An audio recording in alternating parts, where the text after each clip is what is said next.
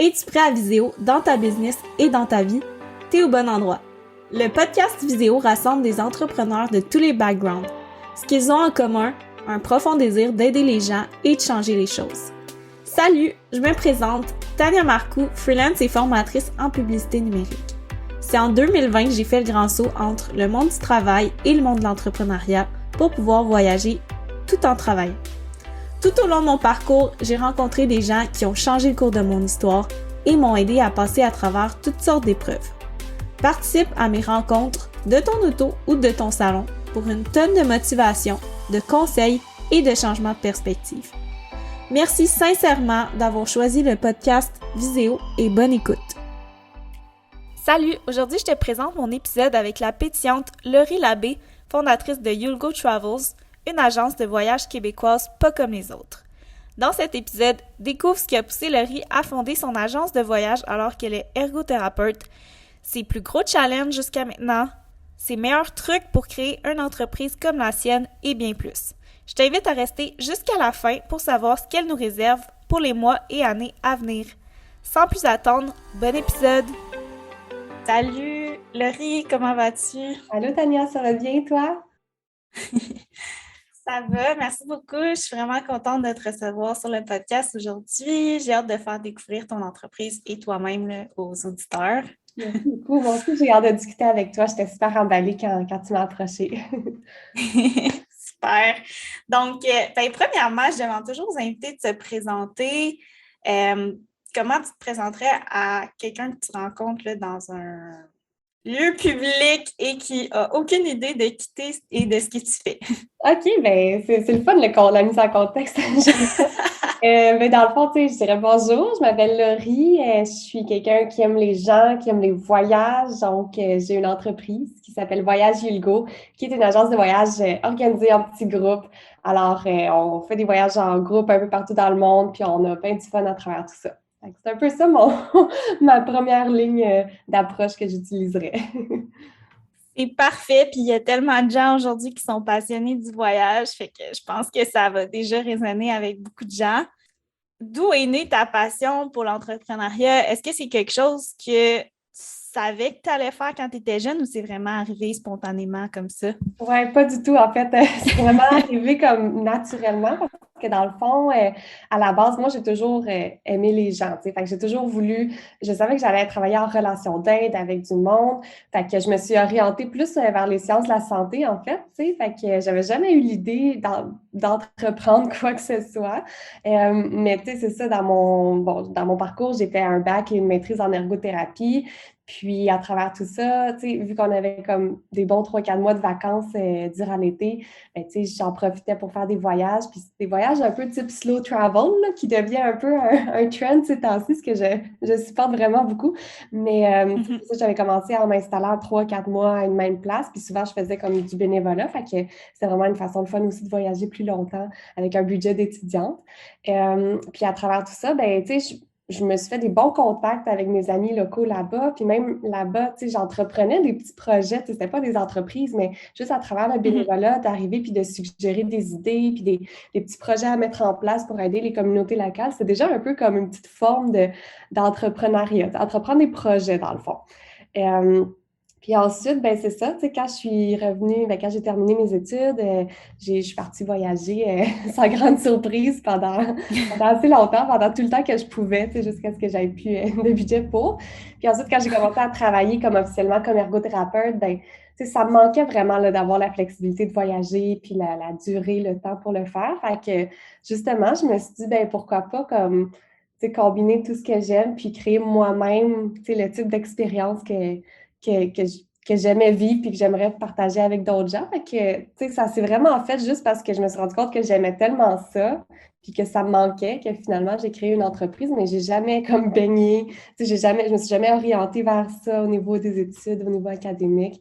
Puis ça a juste découlé à partir comme d'un intérêt vraiment très marqué par les voyages. Fait que, Wow, j'adore ça. Ça me fait penser un peu à mon histoire parce que moi aussi, tout ce que je fais aujourd'hui, c'est à cause de la passion pour le voyage que j'ai découvert pendant mon échange étudiant. Tu sais, vraiment. le mode de vie est tellement incroyable. Puis après ça, d'arriver temps plein dans un bureau, j'étais comme, il y a de quoi qui fonctionne pas, tu Ouais. sais, je suis en train de passer à côté de quelque chose que je sais qui existe, fait que je comprends vraiment bien. Ouais. Est-ce qu'il y a des trucs que tu avais appris pendant tes études en ergo puis pendant tes emplois qui t'ont servi ou qui te servent encore dans ton entreprise, Yulgo? Oui, ben en fait, j'y avais pas pensé, mais honnêtement, tout ce qui est relation avec les gens, tu sais, parce qu'on s'entend que, tu sais, Mhm. une entreprise, on fait ça pour répondre à des besoins de gens, tu sais. Puis, tu sais, je veux dire, en relation d'aide, en étant travailleuse au niveau de la santé, c'est sûr là, que justement, tu es tout le temps en train de, tu sais, d'analyser, de comprendre les gens, d'essayer de les aider. Fait que je trouve que ça se rejoint déjà. Donc, instinctivement, ça s'est comme fait, puis j'utilise beaucoup, tu sais, je pense que je suis quand même une personne agréable à côtoyer, fait que, tu sais, j'ai pu développer ces habiletés-là, fait que vraiment tout ce qui est relations humaines, puis justement, je trouve qu'en étant un entrepreneur, tu as besoin de ça, non seulement pour tes clients, mais pour développer des partenariats avec tes fournisseurs, tu sais, tu peux pas faire ça tout seul, tu sais, fait que je pense que c'est vraiment une habileté, un skill que tout entrepreneur, ben, a la chance d'avoir s'il l'a, puis qu'il devrait développer s'il y a à le développer, parce que c'est ça, toutes les étapes, j'ai l'impression, de l'entrepreneuriat nécessitent des relations avec les gens, tu sais. Euh, Fait que c'est ça que Mhm. je dirais de mes expériences comme personnelles et professionnelles dans un autre domaine, mais qui s'applique aussi à l'entrepreneuriat, je dirais. Ouais, je trouve ça vraiment intéressant, là, je vois le lien. Puis, tu sais, c'est sûr que bâtir une entreprise, ça demande vraiment beaucoup de connaissances et d'apprentissage, là, tu sais, on va se le dire, il faut apprendre le marketing, la comptabilité, Mhm. etc.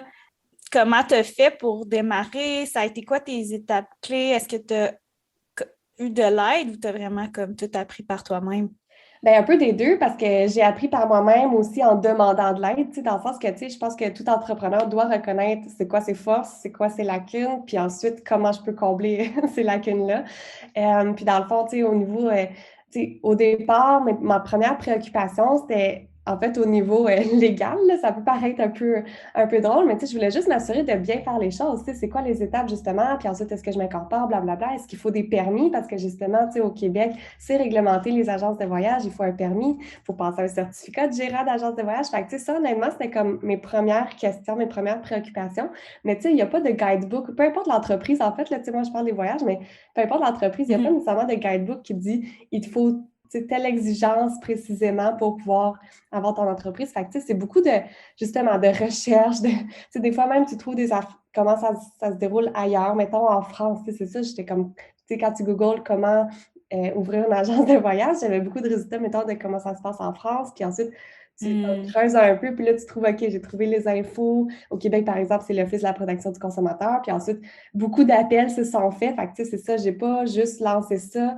pour ensuite me rendre compte qu'il me manquait plein de bases, tu sais. Euh, Fait que justement, tu sais, j'ai demandé de l'aide, je suis allée consulter aussi des avocats, tu sais, justement pour que la base soit comme correcte, que ça soit réglé, puis qu'ensuite la partie le fun embarque, tu sais. Puis Ouais. ensuite, ben c'est ça. Ensuite, tu sais, c'est ça, c'est de s'entourer des gens, tu sais, c'est ça. Moi, j'ai pas d'expertise en comptabilité.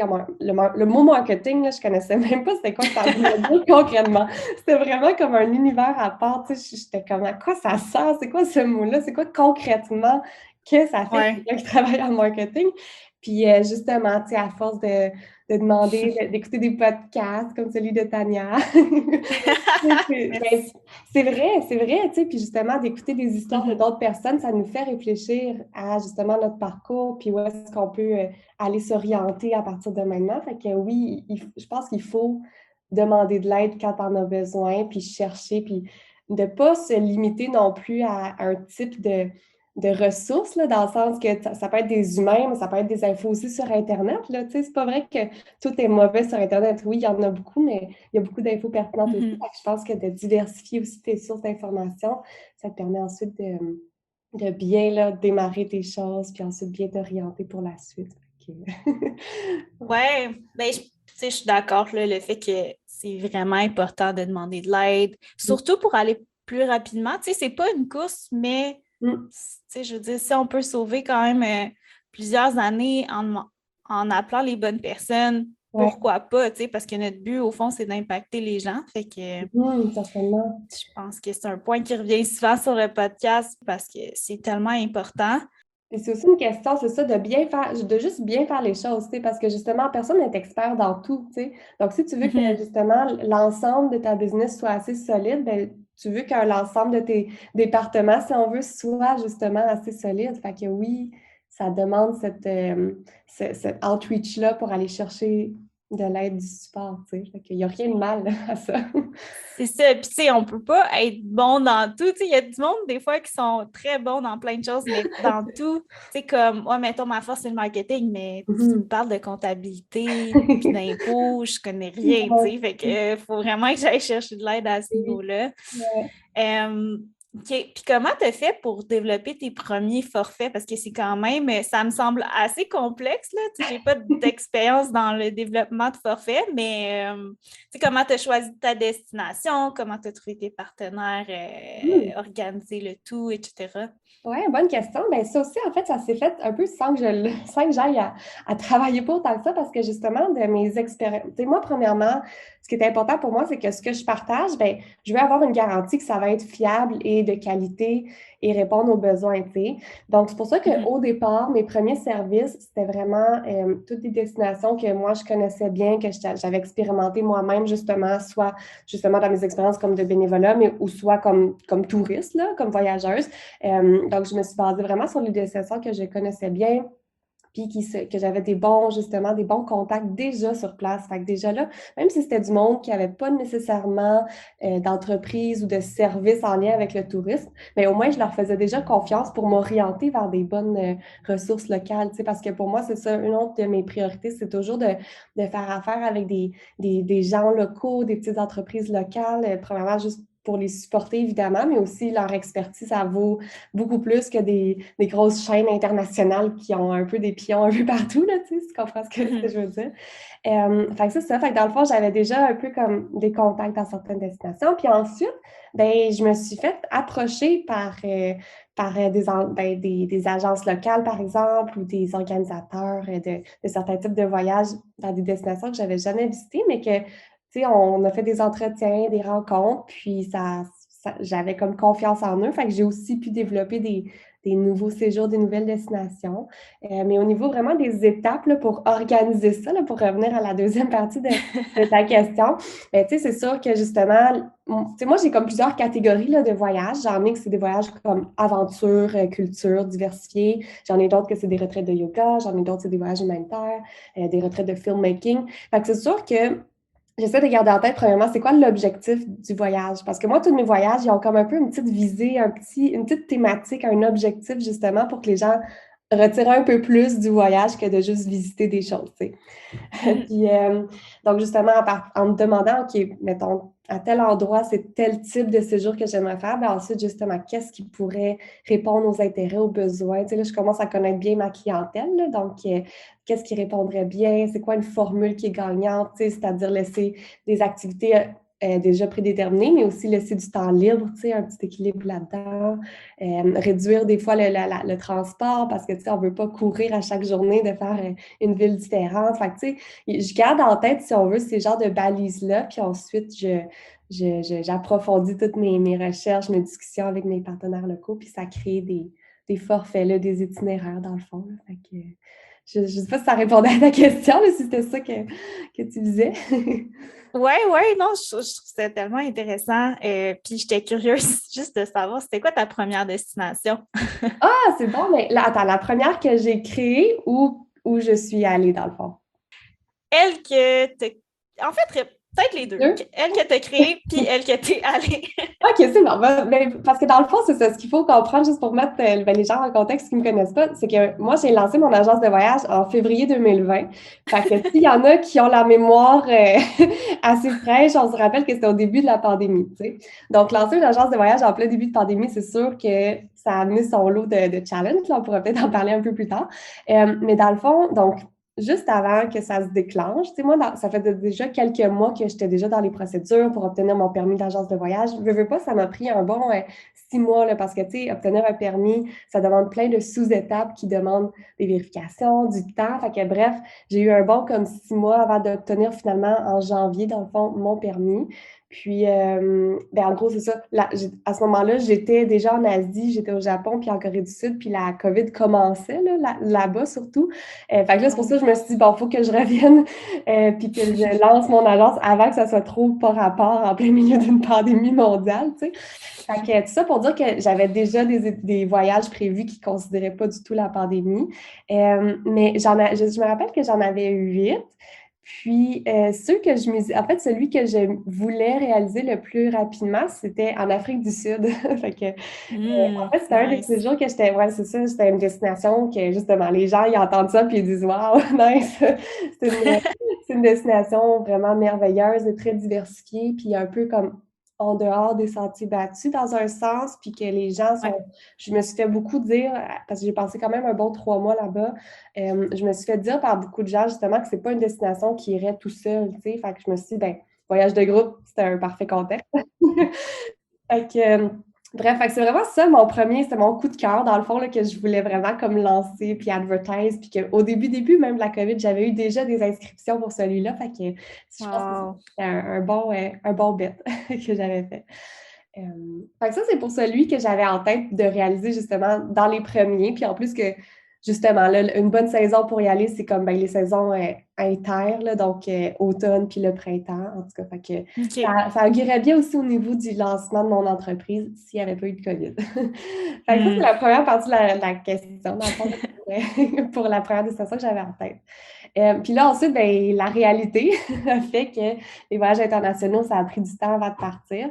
Donc, finalement, mes premières destinations, c'était au Canada, dans l'Ouest canadien, qui était un endroit où j'avais mis les pieds quand j'avais 12 ans, mais je m'en rappelais absolument pas. Et donc, en fait, j'ai reach out une agence de voyage dans l'Ouest local pour collaborer avec eux, donc dès le début de la COVID. Puis ensuite, on a pu tout de suite faire des beaux séjours dans l'Ouest canadien ensemble. Fait que ça a été finalement le Canada, qui était une zone que j'avais comme jamais vraiment visitée de ma vie. Fait que pour moi, c'était comme la première fois que j'y allais. Puis là, tu vois, ça fait déjà 4 fois en même pas un an et demi là, que je suis allée tellement j'aime cet endroit-là. Fait que... Comment tu fais pour gérer les inscriptions? Parce que, je veux dire, j'ai de la misère à voir comment tu peux réserver des activités, puis des logements, puis tout, pas trop Mhm. dernière minute, en t'assurant que tu aies assez de gens pour que ça vale la peine. Comment tu jongles avec tout ça? Ah, très, très bonne. J'aime tes questions, sont vraiment très, très bonnes. Oui, dans le fond, c'est ça. Dès que je fais des partenariats, premièrement, c'est ça. La plupart de mes partenaires, tu sais, je les connais déjà depuis des années, puis j'ai confiance en eux et ils ont confiance en moi. Fait que dans le fond, Hmm. on a mis dès le début les balises. Moi, je leur dis, tu sais, moi, je demande toujours un minimum de participants, évidemment, pour mes voyages, là, pour que ça vaille la peine, justement, d'être réalisé. Fait que en général, c'est souvent 6 personnes. Fait que, tu sais, ça, je l'annonce à mes partenaires locaux, fait que ce soit justement les services de transport, les hébergements, les guides, etc.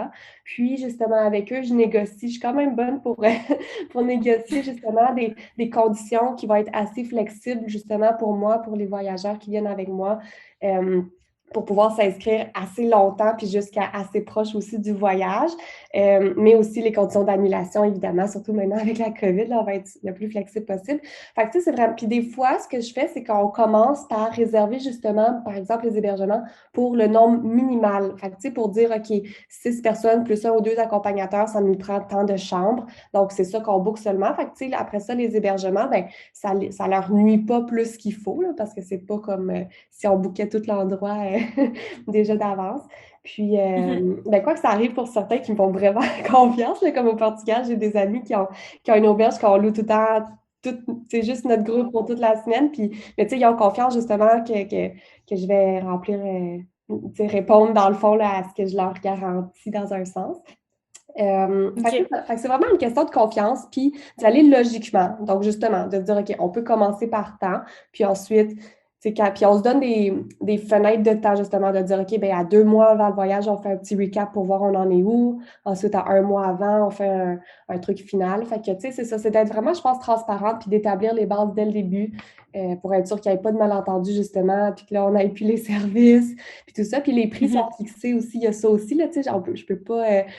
une fois que moi, j'ai un prix pour mon forfait, je ne peux pas ensuite le modifier si jamais mes fournisseurs modifient leur prix entre-temps. Donc, ça aussi, de façon contractuelle, c'est tout bien établi. Fait que c'est ça, dans le fond, d'établir très à l'avance et de façon très précise. C'est ça la clé, je pense. OK, bien, ça fait vraiment du sens. D'un autre côté, comment tu fais pour trouver des gens qui s'inscrivent à tes voyages? Parce qu'on s'entend qu'il y a beaucoup d'agences. Je sais que la tienne est différente. J'ai regardé ça, mais tu sais, c'est quoi tes meilleurs trucs là, pour quelqu'un qui veut partir son agence puis trouver des gens pour participer au voyage? Ben là, c'est sûr que je vais faire attention à ce que je dis. Je ne vais pas donner mon secret à tout le monde, mais une des premières choses que je dirais, en fait, là, c'est, tu sais, dans le fond, ça a rapport avec un livre que j'ai lu il n'y a vraiment pas longtemps de Seth Godin, tu sais, je ne sais pas comment ça s'appelle. Oui, je l'aime tellement. Oui, ben c'est ça. Il y a beaucoup de livres sur justement le marketing.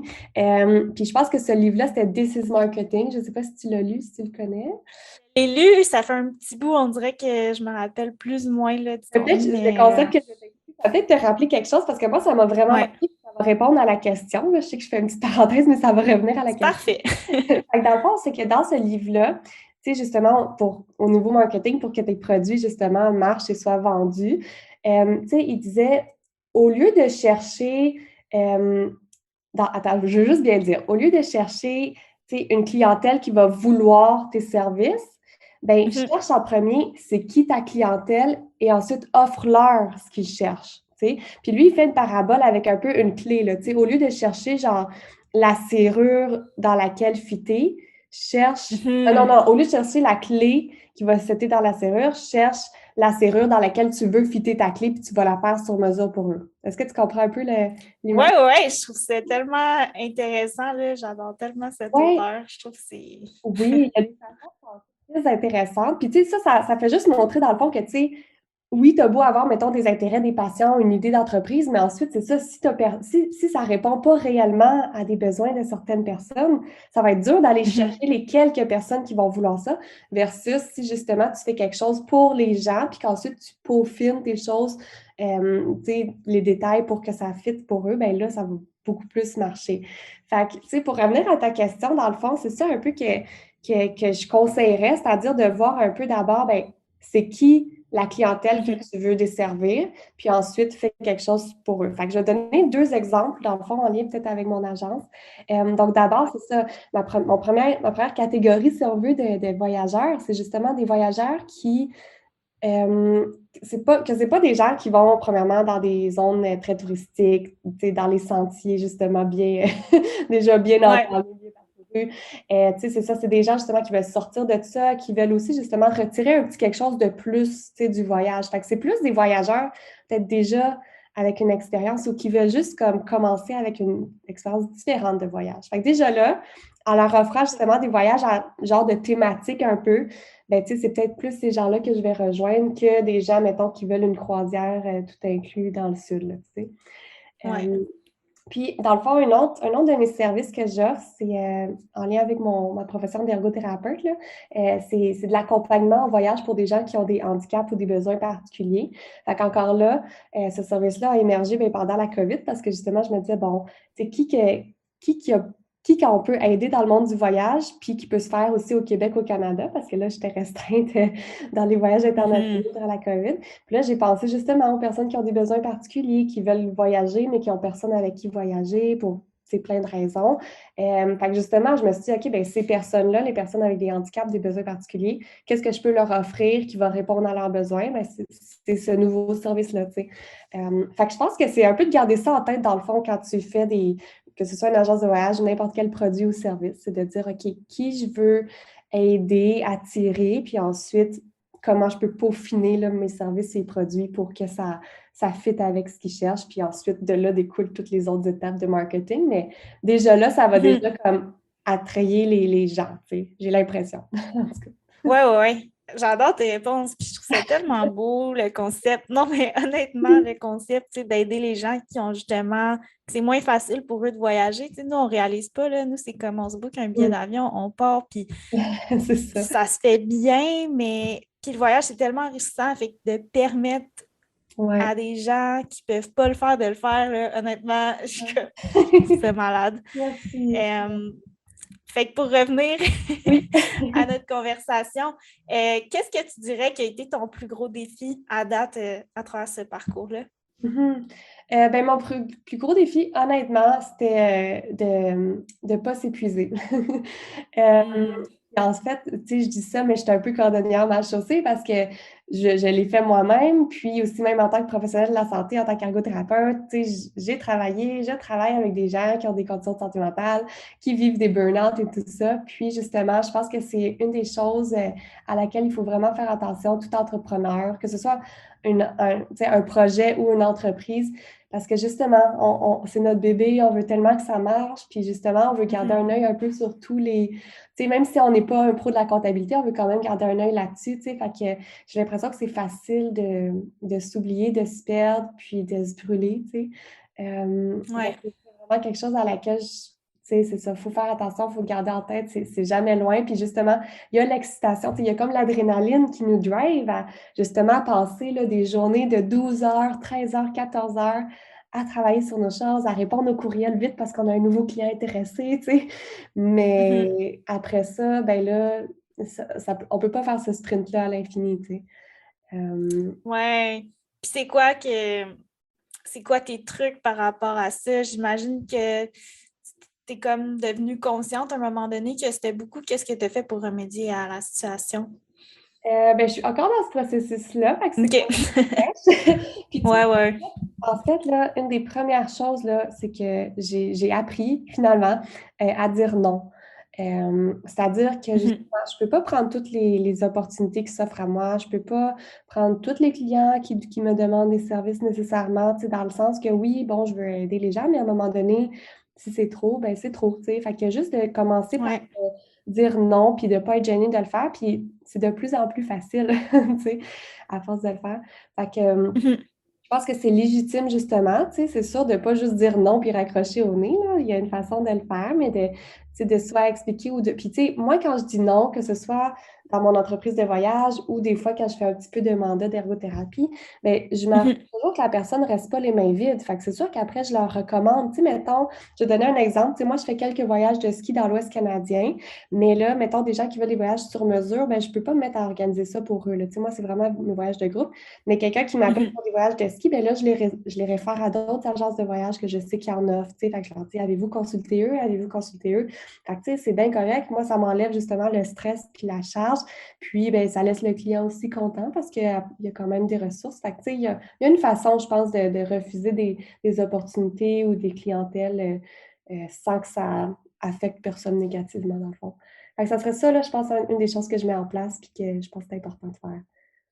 Ouais, ben je pense que c'est bon que tu t'en rendes compte, tu sais, maintenant, puis tu sais, je côtoie beaucoup d'entrepreneurs, puis c'est vraiment quelque chose qui revient. Moi-même, il faut tout le temps que je m'arrête, puis je suis chanceuse parce que j'ai des gens autour de moi qui m'arrêtent des fois, sont comme là, comme ça n'a pas d'allure, ça fait 2 jours que tu finis de travailler à 10 heures, là, calme-toi, tu sais. Je comprends, Je suis attends, comme, ouais, c'est vrai parce que si nous, on n'est pas bien, tu sais, l'entreprise n'ira pas bien, les clients, oui. ça marchera pas. Fait que c'est là qu'il faut comme mettre ses limites. Puis je trouve que c'est beau la manière que tu amènes tes limites, tu sais, de comme dire non, mais voici les alternatives comme ça. Comme tu dis, la personne n'est pas laissée à elle-même. Toi, tu te sens quand même bien à travers la situation, sachant que tu te concentres sur ce que tu veux Mhm. à long terme. Ouais, Fait que ouais, vraiment. Ben, c'est ça, pas de stress. puis tout le monde, dans le fond, c'est ça, tout le monde est gagnant là-dedans. Puis ensuite, toi, tu tournes la page plus facilement que justement d'avoir le petit remords, d'avoir dit non sans donner d'option à la personne. Tu sais, fait que justement, tu tournes la page, la personne elle tourne la page, puis tout le monde est content. Tu sais. Exact. Parfait. Puis, si tu avais à recommencer Ouais. l'expérience demain, est-ce que tu ferais quelque chose de différent? Ben, tu sais, honnêtement, ben, tu sais, c'est la réponse typique. Je pense que tu sais, ma réponse, c'est non, et je pense que c'est une réponse typique. Mais parce que je pense que de toute façon, là, tu sais, n'importe qui, que ce soit dans ta vie personnelle, professionnelle, entrepreneuriale, tu sais, regarde de l'avant. Tu sais, tu sais, oui, c'est Mhm. important de faire de l'introspection, puis d'apprendre du passé, oui, mais ensuite, c'est ça, comme, tu sais, des fois, trop re-questionner les choses, c'est comme, au lieu de re-questionner les choses, c'est questionne qu'est-ce qui s'en vient, tu sais, donc justement, regarde de l'avant. Donc, tu sais, ma réponse courte, c'est non, mais justement, je pense que c'est juste dans l'optique de, parce que, tu sais, c'est ça, il n'y a rien de parfait, tu sais, puis quelque chose de Ouais. parfait, ben c'est louche, fait que, tu sais, si tu penses que tu as fait les choses parfaitement, donc, de dire non, je ne ferais pas les choses différemment, c'est pas de penser que c'était parfait, au contraire, mais c'est justement plus dans l'optique de, on regarde en avant, où est-ce qu'on s'en va, puis justement, on s'oriente mieux, puis on évite les obstacles qu'on avait peut-être déjà, dont on avait appris, mais c'est ça, on garde le focus, puis on continue d'avancer. C'est ça, dans le fond, que je pense à cette question. Ouais, c'est parfait, j'aime ça. Fait que tantôt, bon, on a parlé un petit peu de This is Marketing, de Seth Godin, mais une des choses qui est difficile en entrepreneuriat, c'est de toujours continuer malgré les défis, malgré que ça prend du temps, malgré que des fois il y a des problèmes. Est-ce qu'il y a d'autres ressources qui t'aident à travers ton processus, que ce soit des gens autour de toi, des livres, des podcasts, ou même ça peut être des habitudes, je ne sais pas. C'est vraiment une question très ouverte. Bonne question. Ben, c'est sûr que ce serait tout ce qui est source d'information, donc que ce soit justement sous forme de podcast, tu sais, justement, surtout dans des sujets que je connais moins, tu sais, parce que tu sais, un podcast, c'est facile, là, tu penses ça quand tu es sur la route, quand tu vas prendre une marche, tu sais, c'est vraiment facile à Mhm. absorber pour justement juste t'ouvrir une petite porte pour comprendre un peu mieux certains concepts ou certaines catégories tu sais, des domaines que tu connais moins. Fait que les podcasts, c'est sûr. Il y a le tien, entre autres, que j'écoute, puis tu sais, je veux pas tu sais, je veux pas hey, c'est pas une pub payée, là, tout le monde là, qui nous écoute. C'est ça. Le podcast de Tania, tu sais, ton podcast, je trouve que c'est très justement diversifié. Tu intègres tout le temps des entrepreneurs avec tu sais, des mondes très différents, mais c'est tout le temps tellement intéressant parce que tu peux apprendre d'une entreprise tellement différente de la tienne, puis en retirer Mhm. des réflexions, tu sais, que ce soit des façons de faire, justement, ou des stratégies d'habitude que ces gens-là ont, dont ils parlent. Fait en tout cas, je le trouve vraiment super intéressant, ton podcast. Merci. Merci. Ben, ça me motive. Puis, Oui. ben, ce que tu dis, je le prends dans le sens que moi, à chaque fois que j'ai une interview avec quelqu'un, tu sais, j'essaie d'intégrer une chose au moins, là. Ouais. Puis, pour vrai, ça change vraiment les choses. Comme je vois mon évolution par rapport à chaque petite partie que je retire des épisodes, puis je me dis, si les gens font Ouais. la même chose, comme c'est ça mon but, c'est malade. Des fois, c'est juste une phrase ou un mot même qui te fait juste comme réfléchir à quelque chose d'autre. Puis c'est ça, fait que ce soit dans Mhm. un podcast, que ce soit dans un livre, que ce soit justement avec une discussion avec un ami. Tu sais, c'est ça. Je pense que l'idée, c'est juste de garder l'esprit ouvert, tu sais, sans dire de tout le temps penser à ta business, là, mais juste à fond d'être Mhm. comme un peu alerte à ces idées-là, parce que, tu sais, je pense qu'on est rendu dans un monde où est-ce que, tu sais, tout a déjà été fait. Donc là, c'est quoi, what's the next thing? Tu sais, c'est de rester justement ouvert puis créatif. Puis comment tu restes créatif, à mon avis, c'est justement en étant curieux, en ayant des discussions, en écoutant des podcasts, en étant en lisant des livres. Donc, je pense que c'est ça, d'un peu varier tes sources d'informations, de discussions avec différentes personnes. Tu sais, oui, c'est le fun de s'entourer d'entrepreneurs, mais justement, Mhm. ta maman pourrait te donner le meilleur conseil entrepreneurial que tu pourrais pas avoir, tu sais. C'est vrai. Comme les proches, quand tu disais tantôt, qui t'aident à ralentir, dans le fond, c'est peut-être ça tu sais, qui fait un grand changement dans ton entreprise. Fait que, tu sais, c'est ça, c'est juste de rester ouvert et réceptif.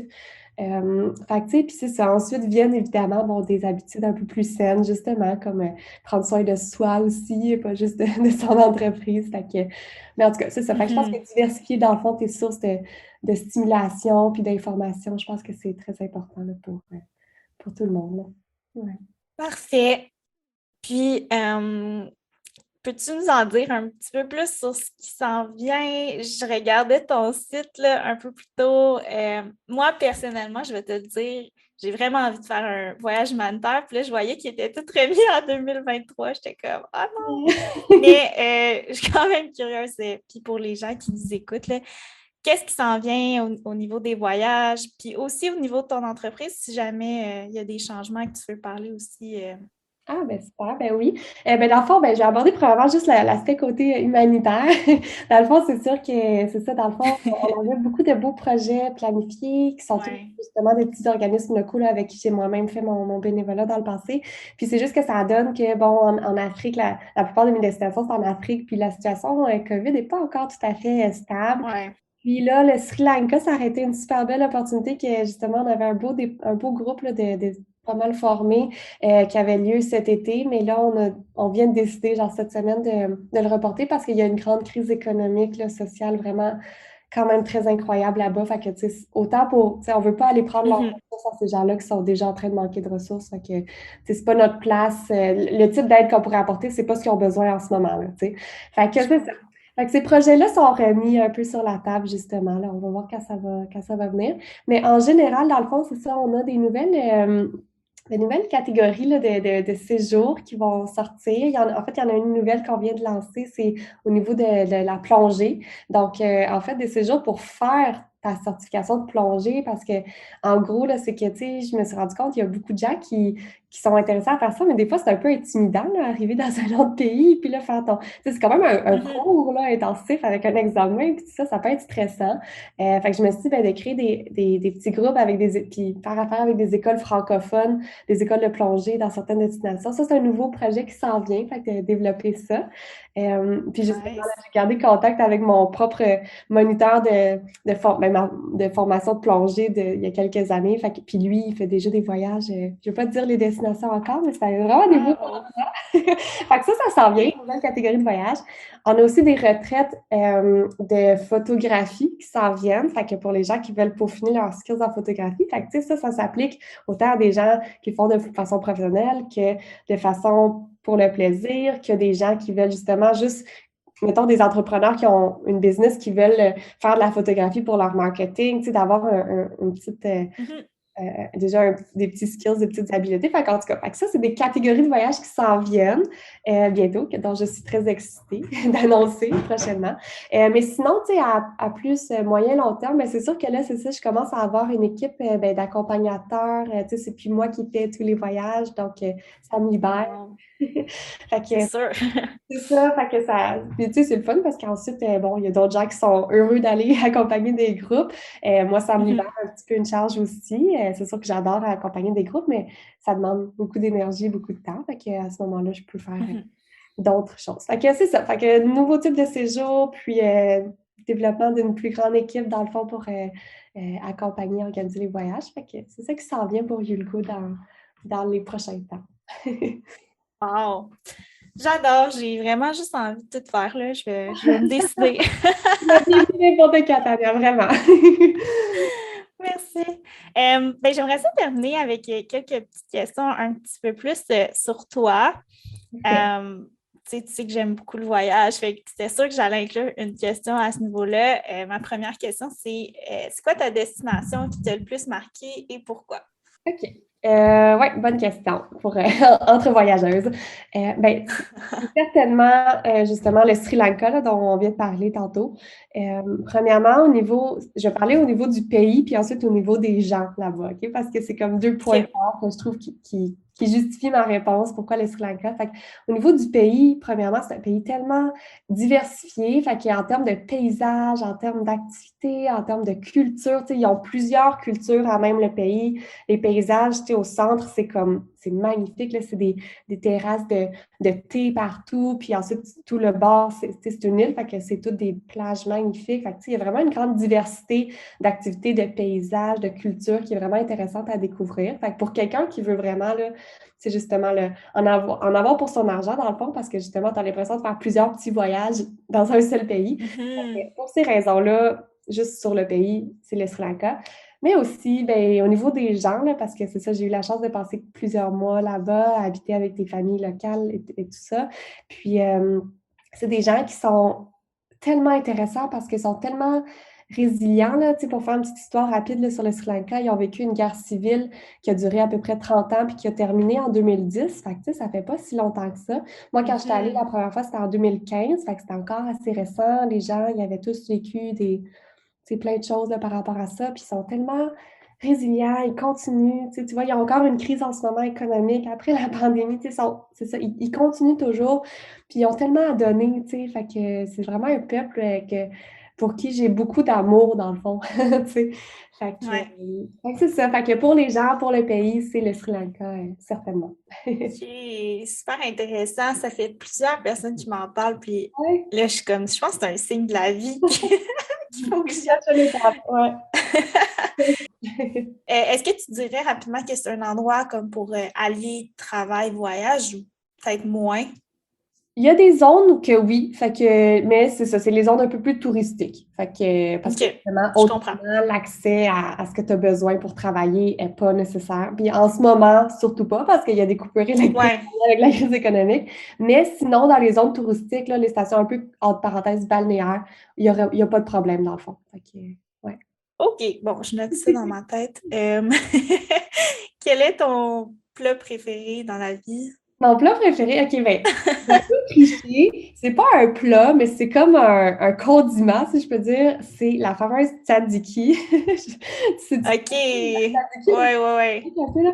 Je sais pas pourquoi, mais tu sais, on s'entend que c'est frais, ça goûte l'ail, le concombre. C'est comme une... Moi, je peux mettre ça, bon, dans des souvlaki, là, le tzatziki, mais oui, mais Ouais. tu sais, sur un bon pain, genre grillé, même sur des pâtes, là, ça a l'air nono, là, mais juste, tu sais, ça fait quasiment comme une... En tout cas, je vois tes Oh yeux. my God, j'aurais jamais pensé à ça. Non, t'es pas la première qui me dit ça. Mais en tout cas, je m'assume, puis les gens qui me connaissent le savent, j'adore la tzatziki. Pas celle à l'aneth, par exemple. Je suis moins une fan de la version avec aneth, mais fait que bref. Fait que c'est pas un plat, mais j'en fais un plat avec plein d'affaires. J'en mets sur mes patates, J'adore. tu sais, en tout cas, bref. La liste est longue, il y a plein d'options. Fait que la tzatziki, c'est mon go-to là, quand j'ai un petit craving. C'est bon. Ça m'étonnerait que quelqu'un d'autre dans le podcast m'arrive avec cette réponse, mais on ne sait jamais. Correct, les gens vont se rappeler de ça. Ouais, c'est ça. Parfait. Dernière question. C'est quoi? Ben là, mettons, en dehors du voyage, c'est quoi ta plus grande passion ou une autre passion que tu as dans la vie? Oui, ben, je suis quand même assez passionnée ben, c'est ça, ben, je veux dire, la réponse, du yoga. Tu sais, je suis aussi prof certifiée de yoga et tout ça, mais tu sais, ça vient, je pense, d'une passion un peu plus loin que ça, c'est-à-dire juste du corps humain, puis des gens, puis la neuropsychologie, puis tu sais, justement, la cognition, la santé mentale, tu sais, fait que c'est juste comme, dans le fond, l'humain, là, ma passion, mais tu sais, ça se prend forme sous forme de yoga, autant dans la pratique, tu sais, c'est-à-dire le pratiquer moi-même, que de l'enseigner, de le partager avec des gens. Fait que, tu sais, c'est vraiment quelque chose qui occupe beaucoup mes pensées puis mon temps, puis que j'essaie de partager aussi, entre autres, justement, avec des retraites de yoga. Mais je pense que, justement, c'est une discipline qui peut faire du bien à tout le monde. Puis, en tout cas, moi, personnellement, c'est quelque chose qui m'occupe beaucoup, là. Fait que, c'est le yoga, je dirais. Ouais, c'est bon ça pour justement Décrocher. rendre ça plus relax dans notre entreprise. Oui, c'est ça. Exactement, ça C'est très complète. complémentaire. Oui, exactement. Juste savoir avant de terminer, là, c'est où tu as fait ta formation de yoga? Ben, dans le fond, c'est une petite école dans mon quartier qui OK. s'appelle Viveka Yoga, dans le fond. Puis, tu sais, honnêtement, fait que pour tous ceux qui sont intéressés à faire cette formation-là, là, j'ai un conseil, allez-y avec des profs que vous aimez, parce que dans le fond, on va Hmm. apprendre de ces profs-là un peu. Tu sais, la formation de prof de yoga, le focus est pas de connaître toutes les poses de yoga et tout ça. C'est vraiment plus, en tout cas, de mon expérience, focuser sur comment bien guider une pratique de yoga, tu sais. Au niveau de Mhm. l'ambiance, au niveau de la sécurité, etc. Fait que si tu as confiance en certains profs de yoga, puis que ça donne qui donne une formation, j'encourage vraiment tout le monde à le faire parce que plutôt que d'y aller avec la renommée d'une école, parce que maintenant, là, tout le monde en offre, fait que ça va plus valoir dans la balance. Ce qui va valoir dans la balance, c'est justement qu'est-ce que tu peux créer comme expérience aux gens quand tu guides une pratique de yoga, puis est-ce que c'est sécuritaire? Fait que d'y aller vraiment Mhm. avec des gens qui les inspirent. Puis comme ça, en tout cas, c'est ça de mon expérience que je regrette vraiment pas d'avoir été vers cette voie-là. Je pense que c'est un bon truc, là. C'est vrai, n'importe quoi qu'on apprend. Tu sais, moi, j'ai fait des cours de photos, de plein d'affaires, puis c'est tout le temps le prof qui fait la différence, là. Ah, ben oui, Ok. c'est une bonne comparaison, exactement. C'est la même Ouais. Parfait. Puis pour les gens qui veulent continuer à te suivre, en savoir plus sur toi, sur tes projets, où est-ce que tu les mènerais? c'est sûr que mon site web, youlgotravels.com, donc c'est en anglais, youlgotravels au pluriel.com. Et puis sur mon site web, il y a vraiment toute la description des belles expériences que je fais vivre aux gens en voyage. Et sinon, les réseaux sociaux, c'est la même chose, Facebook, Instagram, LinkedIn, youlgotravels. Et puis je suis toujours joignable là-dessus, il y a mes contacts aussi pour me joindre pour jaser de prochains voyages ou autres. Yoga, ergothérapie, n'importe quoi.